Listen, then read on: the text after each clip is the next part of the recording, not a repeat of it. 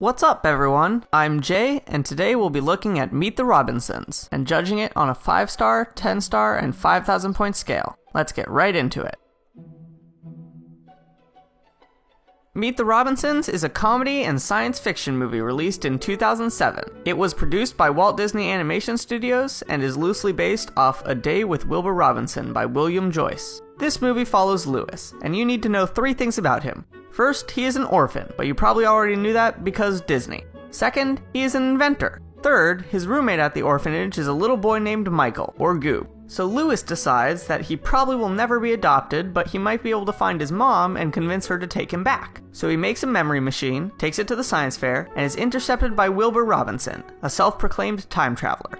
Wilbur is trying to make sure that the bowler hat guy doesn't ruin Lewis's invention, because of probably time continuity reasons. Needless to say, the bowler hat guy succeeds in ruining Lewis's display. Lewis gives up, Wilbur tries to make him fix the machine, and ends up bringing him to the future in his time machine to convince Lewis to do it. What follows is a story of finding family, being confident in yourself, and never giving up. And time travel. Where are the time travel people? I know you're out there. This movie has a pretty simple plot, with not a whole lot in the way of complex storytelling. However, what it does have is really interesting characters. Some people may just think that they're exceedingly eccentric, but I enjoyed thinking about all the work that went into imagining them. Also, there are some pretty funny jokes. I just wish that there was a little bit more speculation concerning future technology. There are only really 4 or 5 examples of future technology shown, but I guess that's okay. I give 600 points for watch value. This movie is enjoyable to watch, and there isn't really anything that I find annoying. As far as time travel goes, you can often find bigger and bigger plot holes the more you watch something, but the time gymnastics aren't too bad here. I don't think this movie will be joining my favorite movies to rewatch, but I wouldn't mind if it's on. I give 600 points for rewatch value. As mentioned previously, this story's writing is pretty simple, but the character writing is phenomenal. All the characters are so unique and have great moments that really make them stand out. As far as time travel goes, it's really difficult to make a coherent time travel movie because of all the possibilities that could possibly occur when time traveling. So this movie just tells you that time travel can happen, and then tries as hard as possible to just do the story. There are definitely holes in how it works, but they aren't huge or story-breaking. I give 700 points for writing and plot. This movie has some good voice actors. There are characters of all ages in this movie, and their acting is all of the same quality. That being said, there are 2 specific voices that are a step above the rest. First is the bowler hat guy, played by Stephen Anderson. Steven Anderson? One of those. There's so much feeling put into this wacky and kind of silly performance, and I love it. The second is Joe Mateo, who is a writer for Meet the Robinsons, and exclusively does the voice of the dinosaur's one and only line.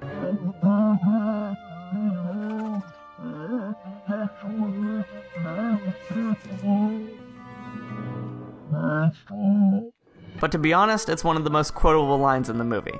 I give 700 points for acting and voice.